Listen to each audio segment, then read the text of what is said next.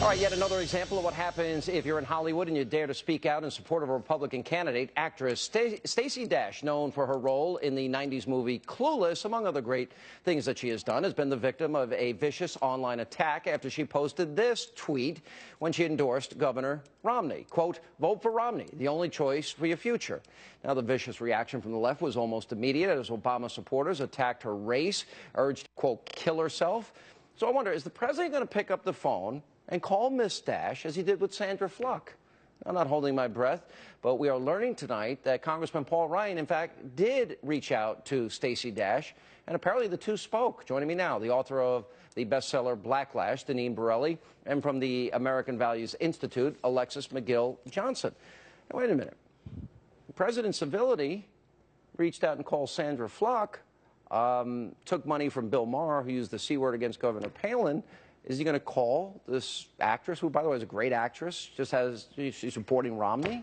There's a double standard, Sean. I posted on Twitter I was going to be on your program tonight. I was called a House Negro. I was called an Aunt Jemima. It goes on, because the real war is against black female conservatives, black conservatives. There's a war on women. That's the real war on women. And you start your book with this, though. You say, Google your name. Right. And what comes up? Well, some of the things I just mentioned, some things I can't even talk about on your program.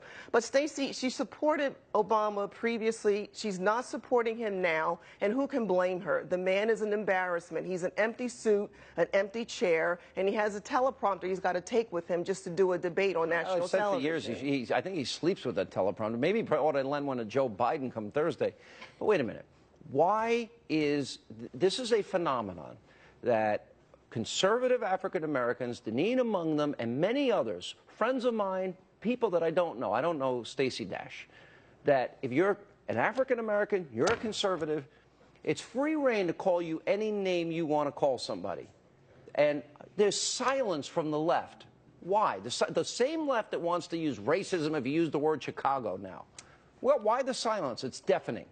Look, I think I don't begrudge Stacey her right to support Romney. I don't begrudge Deneen her right to support Romney. But why don't people speak out? It's actually a culture of a lack of intolerance and a lack of respect across the board. I get those same emails when I come on this show. People who say, die you socialist B or N-word. I don't doubt you do. Listen, I usually read my emails too, but we all get that if you're in the public eye. But there's a difference. Conservative African Americans are excoriated, and it seems to be acceptable in this politically correct world. It's never acceptable. I don't think it's acceptable at all. I think it happens.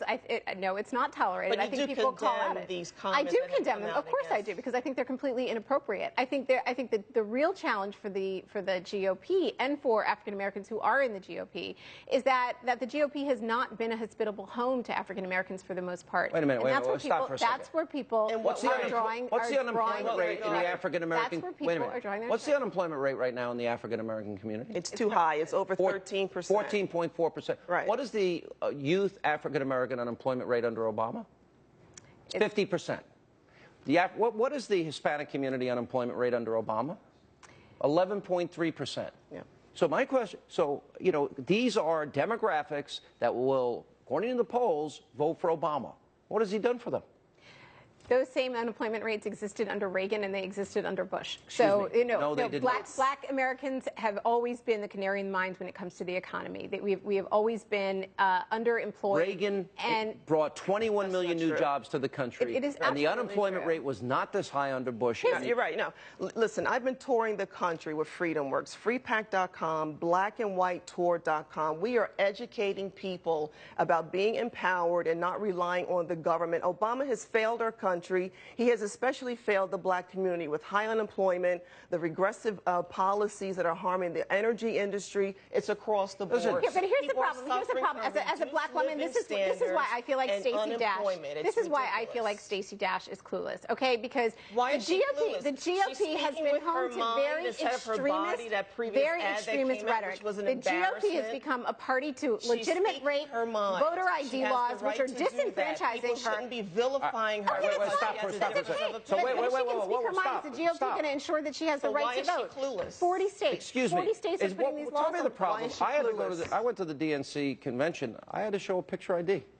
Is That's that right. racist? Was that racist against me? And to get on a plane and a train and government What's racist about To that? There's exercise nothing your racist constitutional about it. right because it's about voter suppression. There's It's nothing about voter racist suppression. about And it. To show an ID? Absolutely, because show in an order to ID? get an ID, This is why I'm touring the country, telling people about the progressive policies that are killing our country. Going to disenfranchise up to 1 million gotta young go. African Americans. That's ridiculous. That is voter suppression. That's gotta go. the reality. Coming That's up the next. reality. You should look at the research. I know That that is the absolutely. All right, when we come back, this debate will continue.